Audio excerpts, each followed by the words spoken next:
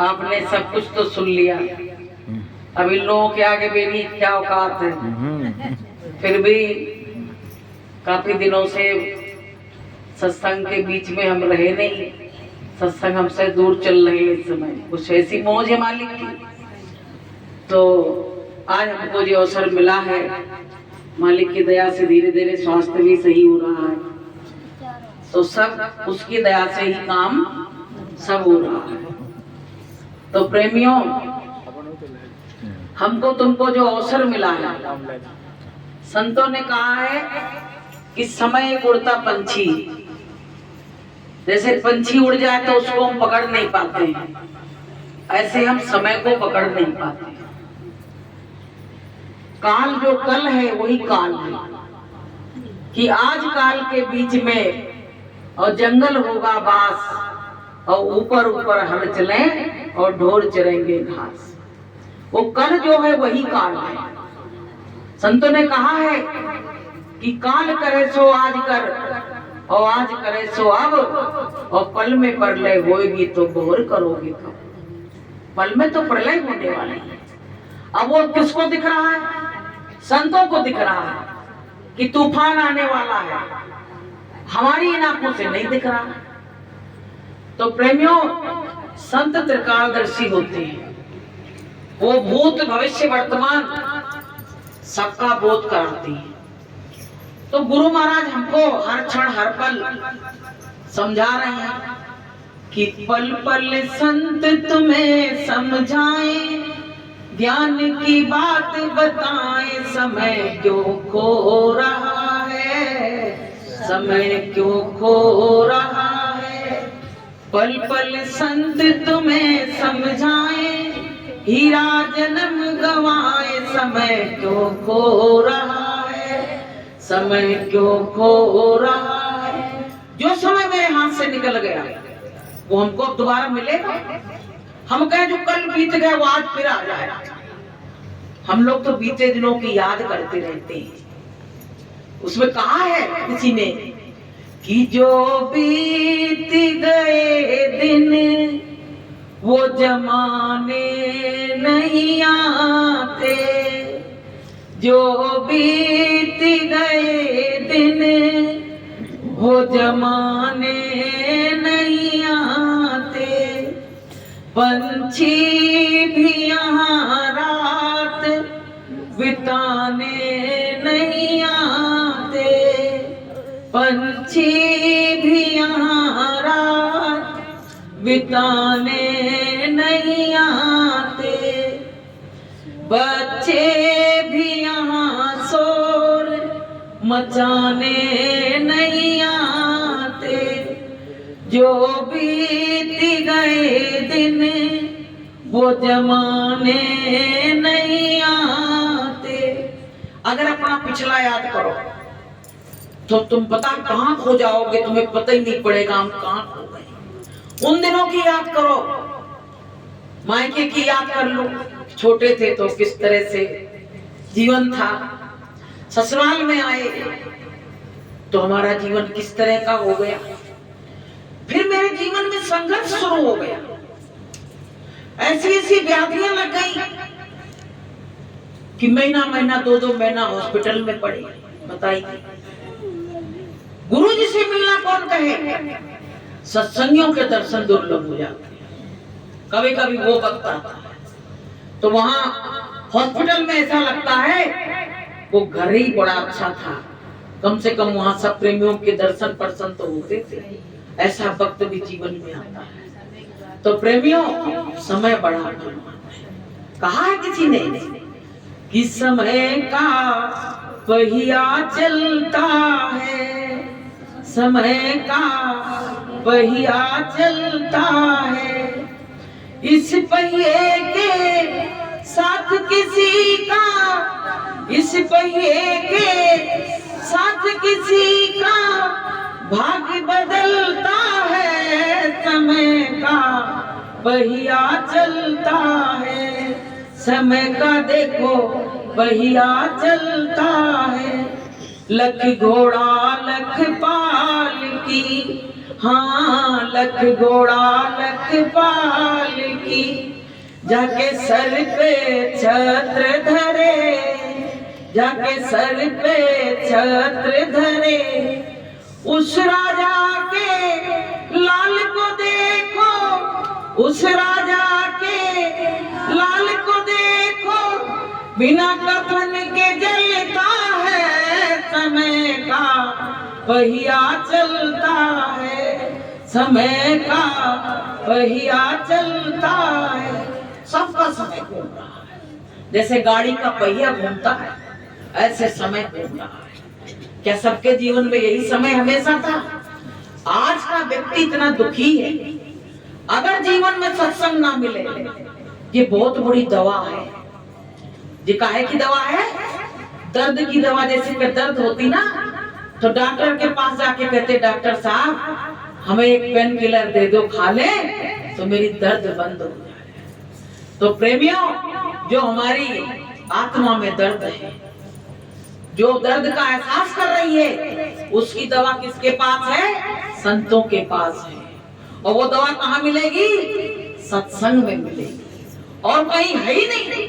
देखिए देश में क्या तूफान मचा हुआ है, देश में देखिए क्या तूफान, कैसा तूफान मचा हुआ है। कहते देश आजाद हो गया। अगर देश आजाद हो गया होता तो आज ये लड़कियों पे कितने बड़े बड़े जुल्म अत्याचार ढाए जा रहे हैं। देखिए इतनी बेदर्दी से उन बच्चियों की निर्मम हत्या की जा रही है। बताइए क्या उन्होंने कोई गुनाह किया है? अभी देखिए कलकत्ता के डॉक्टर की किस तरह से हत्या हुई, इंसाफ नहीं मिल रहा है।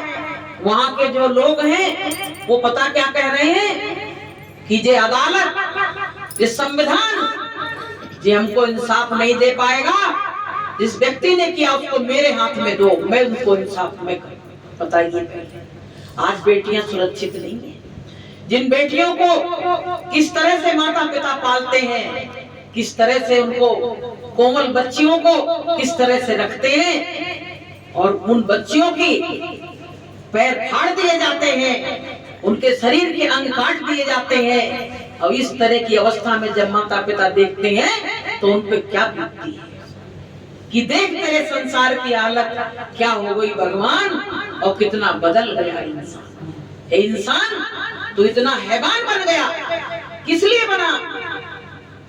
क्योंकि तेरे जीवन में सतगुरु नहीं है और तेरे जीवन में सत्संग नहीं है। अगर जिसके जीवन में सत्संग आ जाता है, उसका जो हृदय है वो कोमल हो जाता है। जैसे कोई मिट्टी है बहुत पथरीली है तो उस पे कोई फसल उग नहीं सकती है, ऐसे जिसके हृदय बहुत कठोर है उसके हृदय में परमात्मा कभी वास नहीं कर सकता है।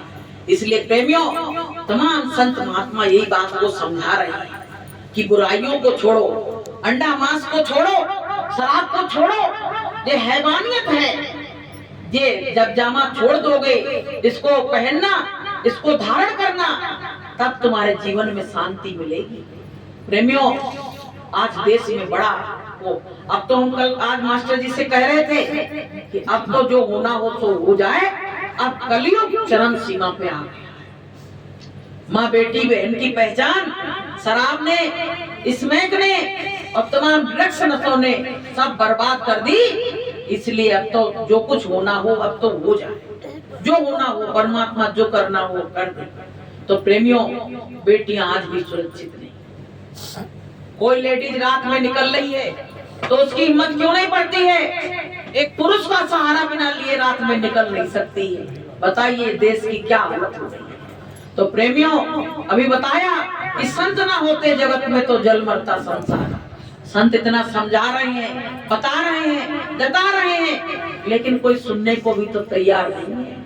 आप बताइए ऐसे इंसानों को आप मानो कहोगे जो इस तरह का व्यवहार बेटियों के संग कर रहे हैं?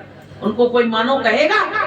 तो प्रेमियों, चाहे तुम गंगा नहा लो, जमुना नहा लो, चाहे भागवत करा लो, कथा करा लो, लेकिन तुम्हारा जो पाप है वो भरा हुआ है ऐसी जगह कि वो छूटने वाला नहीं है। तो क्या करोगे कि कबहू ना संत शरण में आया, कबहू ना संत शरण में आया, ना कबहू प्रभु के गुण गाया, ना कबहू प्रभु के गुण गाया।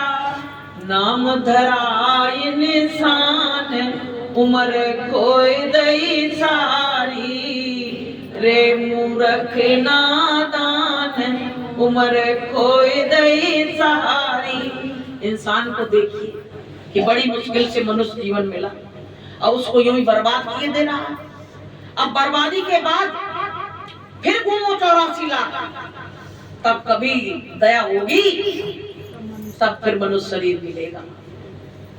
कि पाके मानुष का तन और किया ना भजन, पाके मानुष का तन और किया ना भजन, तेरा दुनिया में आने से क्या फायदा, तेरा दुनिया में आने से क्या फायदा। बूढ़े माँ बाप की सेवा की ही नहीं, बूढ़े माँ बाप की सेवा की ही नहीं, बाद आंसू बहाने से क्या फायदा, बाद आंसू बहाने से क्या फायदा। अब देखिए इस समय क्या चल रहा है कि बच्चे नाराज होके जाते हैं और कहीं रेल की पटरी से कट गए, कहीं सुसाइड कर लिया, कहीं लटके पड़े हैं। बताइए, तुम इसी दिन के लिए तुमको पैदा किया था माँ बाप ने कि जाते जाते बेटा हमको इतना बड़ा दुख दे जाना कि पूरी जिंदगी जब तक जिएंगे तब तक तुम्हारे लिए रोएंगे। बताइए, बुद्धि खराब हो गई। और कि कैसी खराब बुद्धि, कोई लड़कियों के चक्कर में फंस गए, धन दौलत के चक्कर में फंस गए, ये माया है। गुरु महाराज कह रहे हैं इस माया को किसी ने आज तक जान नहीं पाया और मेरे पीछे चिपकी रहती, दिन रात चिपकी रहती, सबसे माया चिपकी हुई है।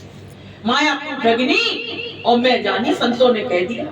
तो प्रेमियों, इस माया को कोई जान नहीं सकता है कि गो गोचर जहां लग मन जाया और तहां लग माया जानो। जहां तक तुम्हारी दृष्टि पहुंच रही है वहां तक माया का पसारा है, क्या करोगे। इसलिए संतों की शरण में आ जाओ।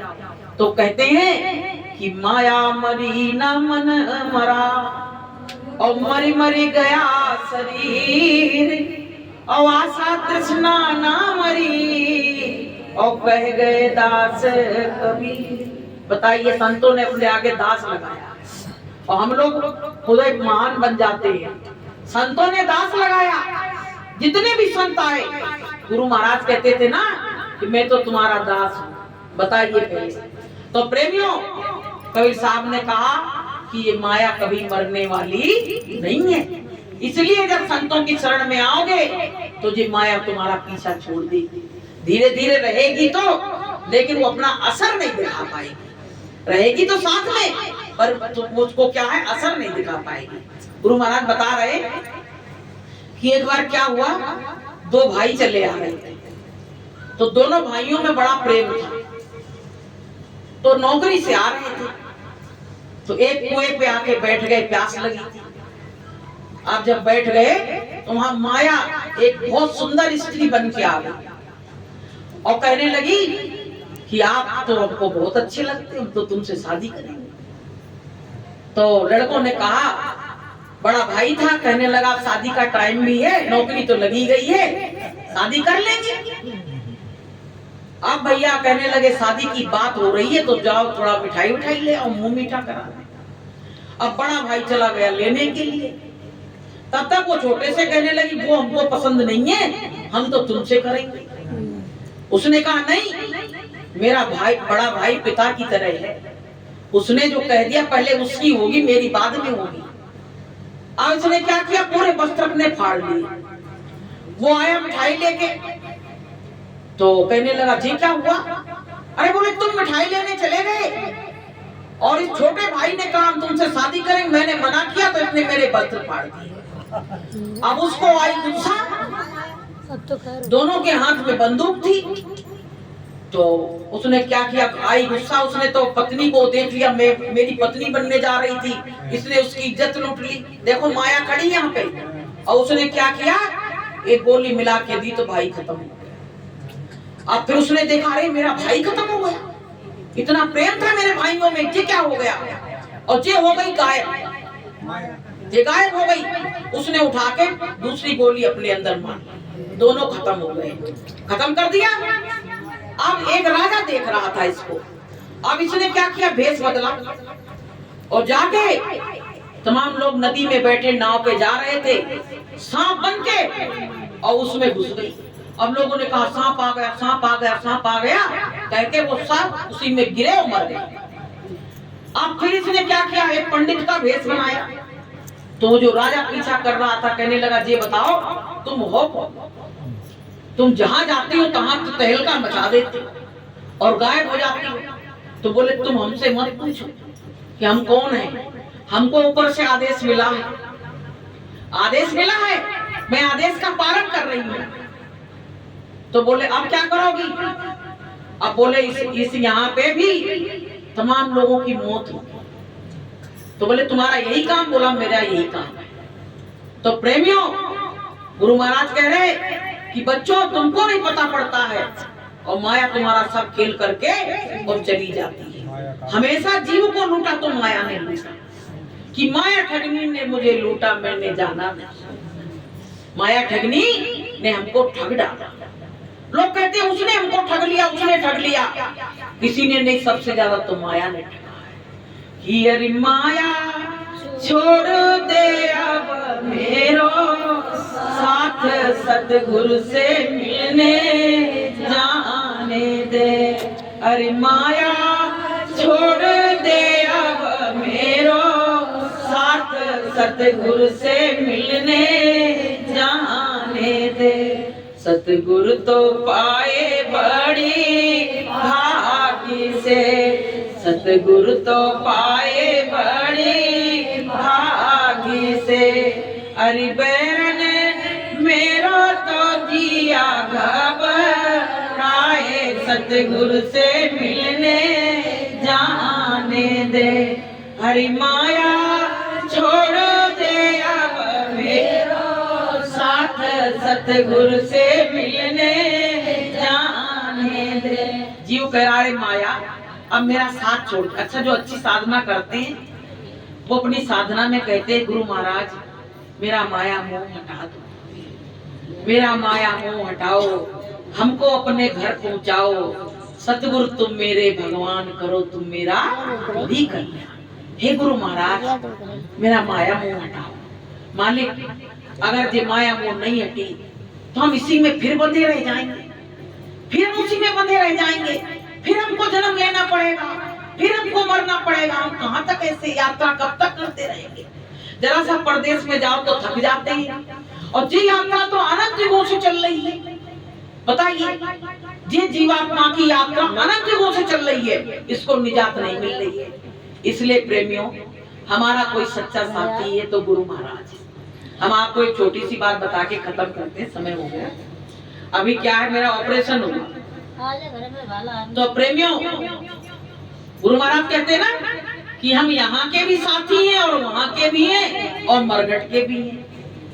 तो पता क्या हुआ, जब डॉक्टर अंदर हमको ले जाने लगे तो हमको वही बात, गुरु महाराज का चेहरा और वही सब चीज याद आ गई। ये लोग खड़े रह गए वहीं।